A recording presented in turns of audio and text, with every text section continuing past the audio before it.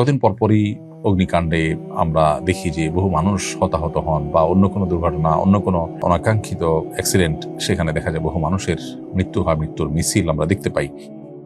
এগুলো বন্ধ করার জন্য আসলে দায়ী ব্যক্তিদেরকে দায় নিতে বাধ্য করার আইন এবং সেটার প্রয়োগ, এটা করতে হবে। এটা করার আগ পর্যন্ত এই সমস্ত তথাকথিত দুর্ঘটনা নামে হত্যাকাণ্ড কোনো অবস্থাতে বন্ধ হবে না।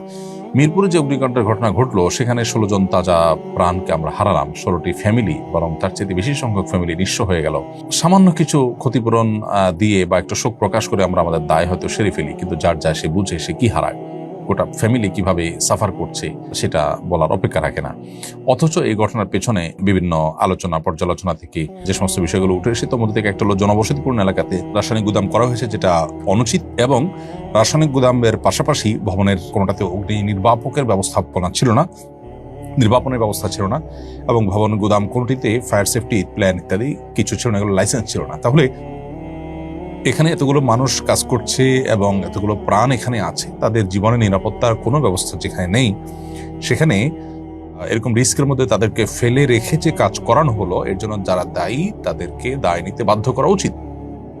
আমাদের দেশে দুর্ভাগ্যজনক বাস্তবতা হলো, এই ধরনের ক্ষেত্রে এরকম দায়ী ব্যক্তিদেরকে বাধ্য করতে সচরাচর দেখা যায় না। তো এই জন্য আইনের যথাযথ প্রয়োগ ছাড়া এ ধরনের ইস্যুতে আসলে সত্যিকার সমাধানের পথে আমরা যেতে পারবো না।